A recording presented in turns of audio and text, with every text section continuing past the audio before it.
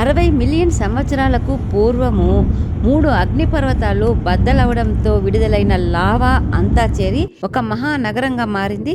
అదే సెంట్రల్ టర్కీలో ఉన్న క్యాపడోకియా. ఇది యునెస్కో వరల్డ్ హెరిటేజ్ సైట్ గా గుర్తింపు పొందింది. ప్రపంచంలోనే ఇటువంటి నగరం ఇంకొకటి లేదనే గుర్తింపు కూడా క్యాపడోకియాకి ఉంది. లావా చల్లబడినప్పుడు గట్టిగా రాళ్లలాగా ఉన్నప్పటికీ దాన్ని తవ్వినప్పుడు చాలా ఈజీగా మెత్తగా వచ్చేస్తూ ఉంటుంది.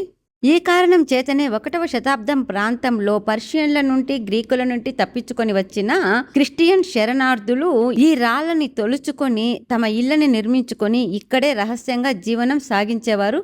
అలాంటి నిర్మాణాల్లో ఒకటి ఇప్పుడు మీరు చూస్తున్న 60 మీటర్ల ఎత్తున్న ఉచ్చిసార్ క్యాజిల్. 6-7 శతాబ్దాలలో దాదాపు 1000 మంది వరకు నివసించే అపార్ట్మెంట్ లాంటి ఈ నిర్మాణంలో లోపల ఒకదానినొకటి కలుపుతూ ఎన్నో దారులు, సందులు, మెట్లు కూడా ఉంటాయి. ఆ నిర్మాణంలో 6వ శతాబ్దానికి చెందిన ఒక చర్చ్ కూడా ఉంది.